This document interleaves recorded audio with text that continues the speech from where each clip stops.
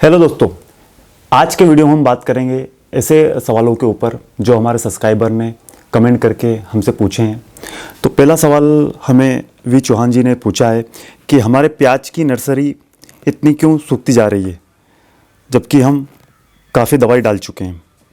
ये बहुत अच्छा क्वेश्चन पूछा है। दूसरा सवाल पूछा है राधेश्याम जी पटेल साहब ने, प्याज की जो नर्सरी है उसमें पिलासपन बहुत आ रहा है, हम काफ़ी दवाइयों का स्प्रे कर चुके हैं। और तीसरा सवाल हमारे रमेश जी गुजर साहब ने पूछा है कि हमारी मिट्टी इतनी कठोर क्यों होती जा रही है, क्या इसके कोई नुकसान है, कृपया हल बताइए। तो तीनों क्वेश्चन बहुत अच्छे हैं, तो हम बारी बारी से बात कर लेते हैं। तो पहला क्वेश्चन जो वी चौहान जी ने पूछा है कि हमारे प्याज की नर्सरी दवाई डालने के बाद भी सूख रही है, कृपया हल बताइए। चौहान साहब, मैं आपको बताना चाहूँगा कि ये क्वेश्चन आपका तो है ही है, और आज के वर्तमान समय में हमारे बहुत सारे किसान भाइयों का सवाल है कि इस साल आपको देखने को मिलेगा कि प्याज की नर्सरी हमारी बहुत डैमेज हुई है। जिन किसान भाइयों ने 10 किलो कण अपना खेत में डाला था वो 8 किलो ही बचा है, किसी के किसान भाई ने 15 किलो डाला था वो 10 किलो ही बचा है। तो इसके क्या कारण है?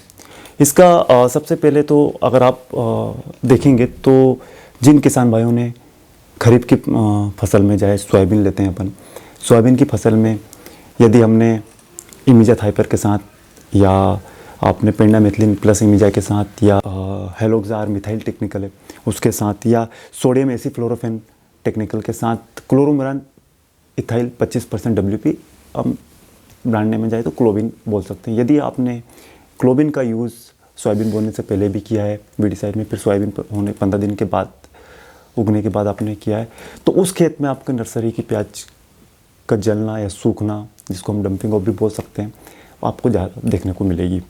अब आप ऐसा सोच रहे हैं ऐसा क्यों? अगर आप गूगल सर्च करेंगे या आप एक ब्रोशर पढ़ेंगे क्लोरोमिरान इथाइल 25% WP का, तो उसमें हाई टॉक्सिसिटी लॉन्ग ड्यूरेशन तक लिखा हुआ रहता है कि ये आपकी मिट्टी में लंबे समय तक काम करती है। जिसके कारण क्या होता है, आप ऐसी क्रॉप लगाते हैं जो 90 दिन या जैसे 95-60 आपने वैरायटी लगा रखी है और उसके बाद अपने हाथों हाथ आप उसमें प्याज की नर्सरी डाल देते हैं, तो वहाँ आपका वो समस्या आपको देखने को ज़्यादा मिलेगी।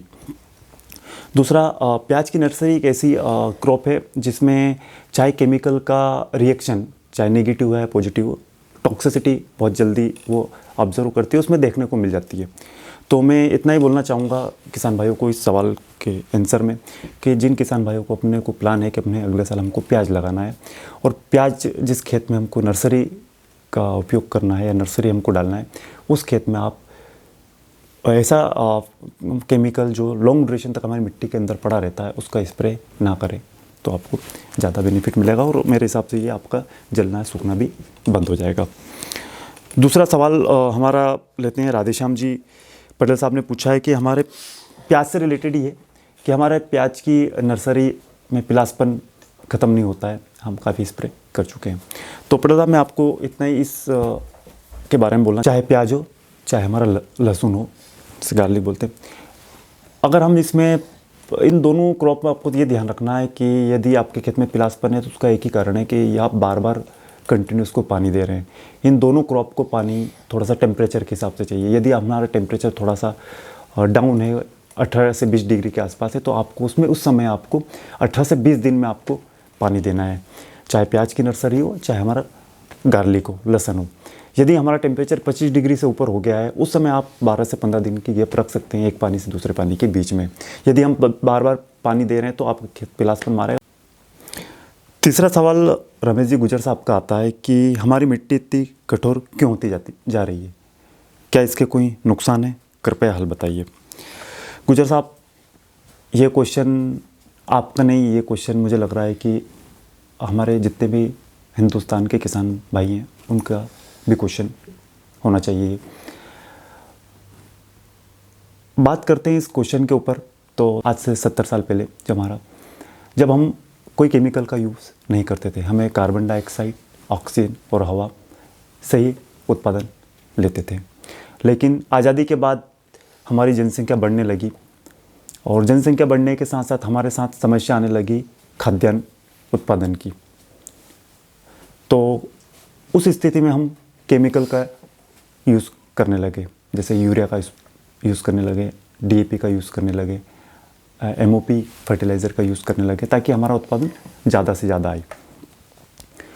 लेकिन आज आपका जो क्वेश्चन है कि इतनी कठोर क्यों होती जा रही है मिट्टी, उसका एक ही रीज़न है कि जितना हम केमिकल यूज़ कर रहे हैं, फर्टिलाइज़र यूज़ कर रहे हैं, उसका एकमात्र ये रीज़न है।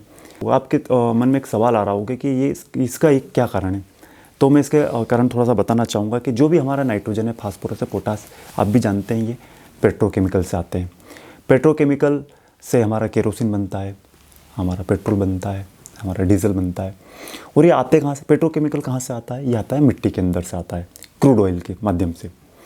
क्रूड ऑयल को ऐसा समझिए कि क्रूड ऑयल जैसे कि जो हमारे रोड बनते हैं जिसमें हम डामर यूज़ करते हैं, डामर का कारण क्या, डामर क्या काम करता है? डामर एक पत्थर को दूसरे पत्थर जोड़ने का काम करता है।